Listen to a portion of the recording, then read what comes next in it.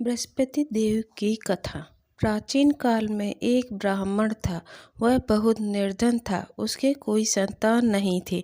उसकी स्त्री बहुत मलिनता के साथ रहती थी। वह स्नान न करती, किसी देवता का पूजन न करती।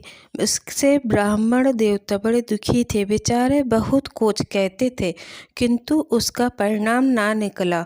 भगवान की कृपा से ब्राह्मण की स्त्री ने के कन्या रूपी रत्न पैदा हुआ।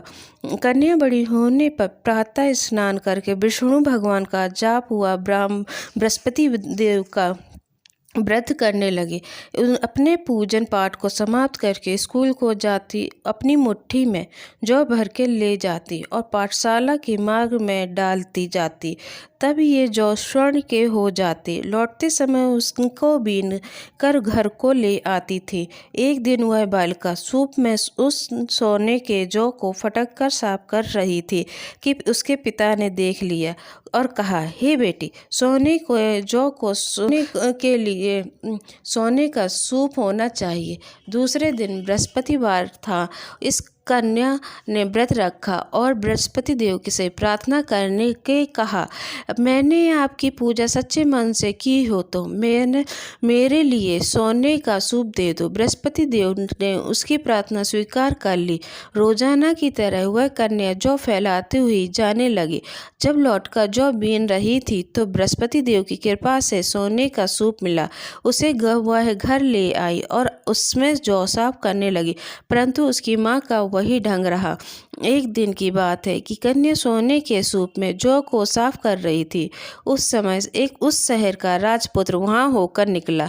इस कन्या के रूप और कार्य को देखकर मोहित हो गया तथा अपने घर जाकर भोजन तथा जल त्याग कर उदास होकर लेट गया।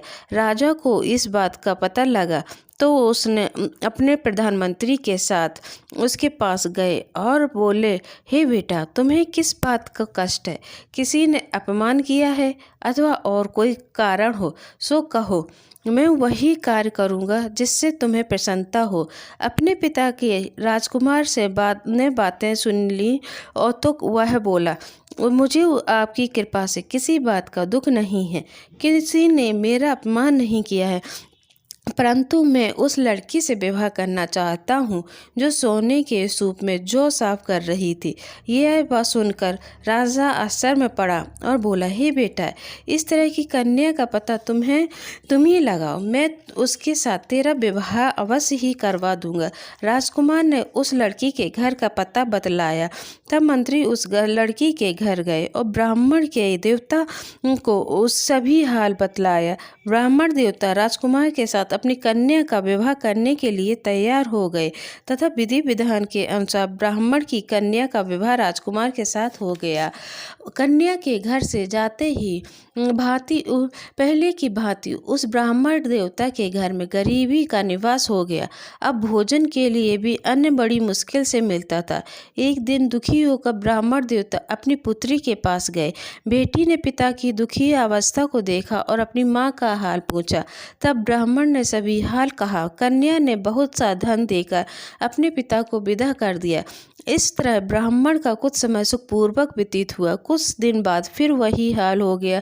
ब्राह्मण फिर अपनी कन्या के यहाँ गया और सारा हाल कहा तो लड़की बोली, हे पिताजी, आप अपनी माता जी को यहाँ लेवा लाओ, मैं उसे विधि विधान बता दूंगी जिससे गरीबी दूर हो जाए। वह ब्राह्मण देवता अपनी स्त्री को साथ लेकर पहुँचे तो लड़की अपनी माँ को समझाने लगी, हे माँ, तुम प्रातः काल प्रथम स्नान आदि करके विष्णु भगवान का पूजन करो तो सब दरिद्रता दूर हो जाएगी। परंतु उसकी माँ ने एक भी बात नहीं मानी और प्रातः काल उठकर अपनी पुत्री के बच्चों की जूठन को खा लिया। उसकी पुत्री को भी बहुत गुस्सा आया और रात को कोठरी में से सभी सामान निकाल दिया और अपनी माँ को उसमें बंद कर दिया।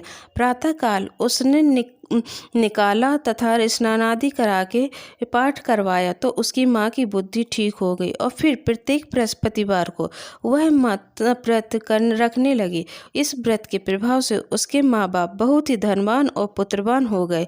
बृहस्पति देव के प्रभाव से इस लोक से सुख भोग कर स्वर्ग को प्राप्त हो गए। बोलो बृहस्पति देव की जय, विष्णु भगवान की जय।